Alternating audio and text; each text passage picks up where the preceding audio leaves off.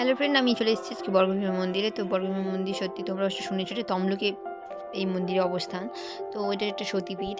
তো এখানে এসেই ঠাকুর মন্দিরে পুজো দেওয়ার পরে আমি সোজা চলে গেছিলাম খাওয়ারে। তো খাওয়ারের ওইখানে সেখানে গিয়ে আমি সামনেই ছিল জগন্নাথ ভোজনালয়। তো ওখানে গেছিলাম। ওখানে 199 আর একটা 99 দু রকম থালি পাওয়া যায়। তো তোমরা যদি কখনো যাও ওখানে গিয়ে টেস্ট করতে পারো। পুরি থেকে শুরু করে সব কিছু অ্যাভেলেবেল একটা থালির মধ্যে যা থাকে। পনিরের একটা স্টাফিং দিয়ে দারুণ হয়েছিল ওটা খেতে, না সত্যি মানে পনির আর ওটা ছিল সোয়াবিন, খুবই ভালো লেগেছিল। পায়েস ছিল, মিষ্টি, চাটনি কি নেই, ডাল, তারপরে কী বলবো ফ্রাইড রাইসও ছিল, পোলাওও ছিল, লুচি ছিল, তরকারি ছিল।